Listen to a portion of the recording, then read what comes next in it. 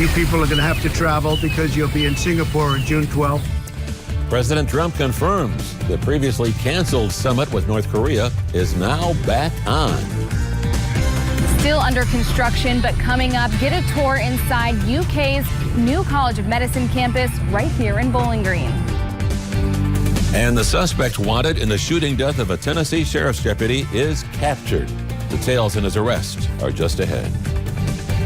From WBKO, your hometown news leader, this is 13 News at 5.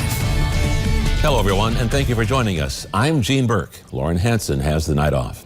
We'll get to those stories in a moment, but first, the Warren County Sheriff's Office says a child was ejected from a car during an accident on Veterans Memorial Lane this afternoon, and as the car rolled over, it landed on the child.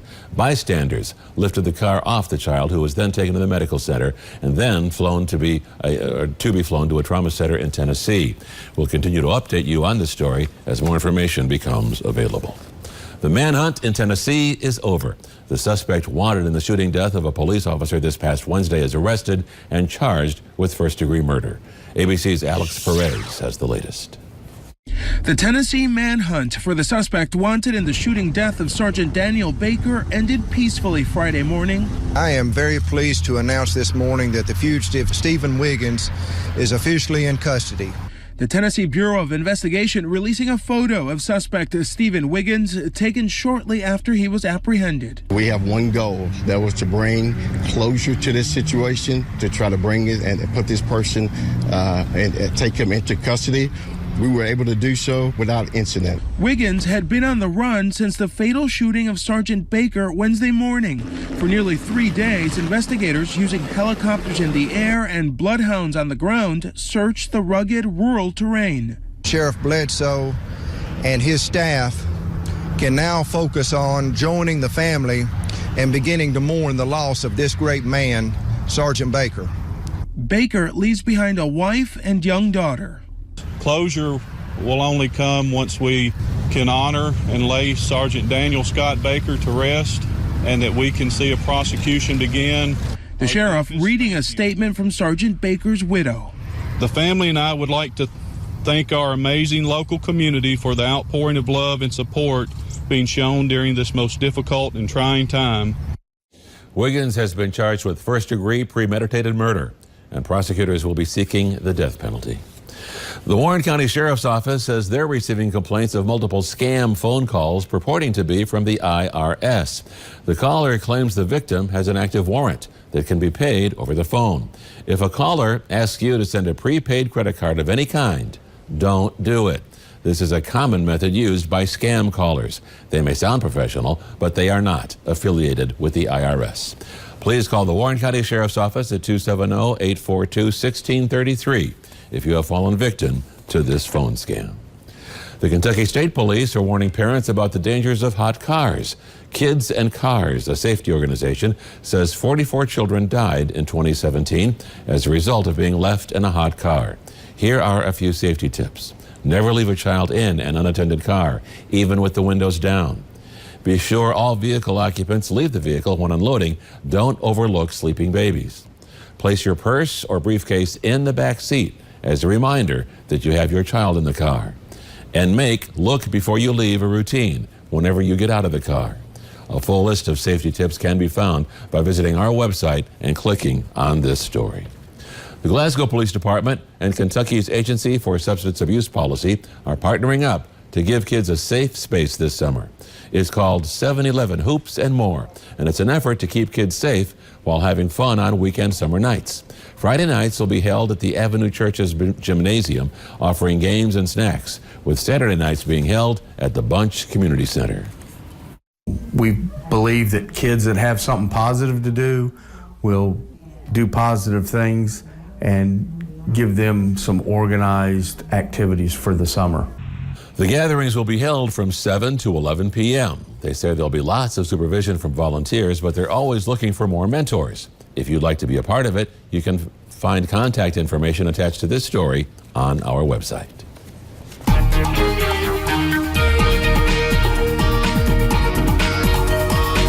Now, This is a weekend chock full of lots of outdoor activities, including the 400-mile yard sale on its second day. We also have Relay for Life going on here in Bowling Green tonight.